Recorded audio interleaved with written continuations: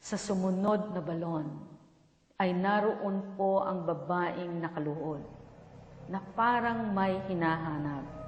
Ang sabi ni Mary, lumalabas ang kanyang mga buto at nagliliyab ang kanyang sirang damit.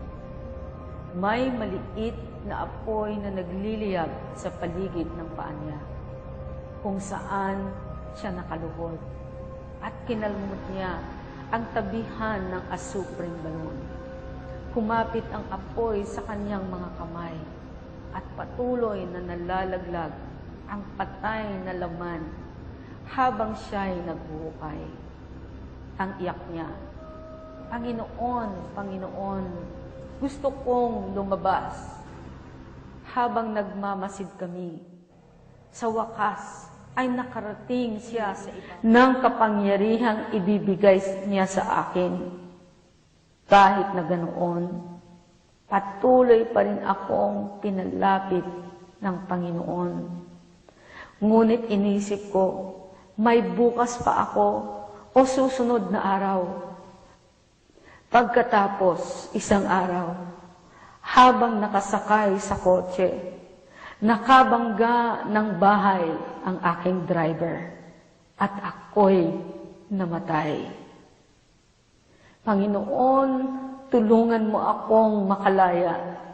Habang nagsasalita siya, inaabot ng kanyang mabutong kamay si Jesus, samantalang patuloy siyang tinutupok ng apoy.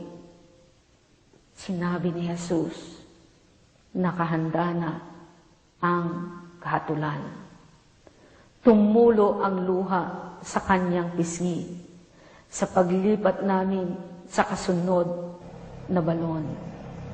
Iniiyakan ko sa loob ang aking kakilabutan ng impyerno.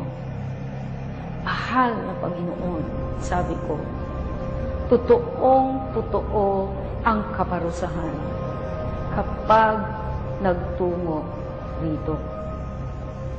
Muling nagsalita si Jesus. Ang impyerno ay may katawan o anyo ng tao na nakahiga sa gitna ng daigdig. Ang hugis ng impyerno ay tulad ng katawan ng tao.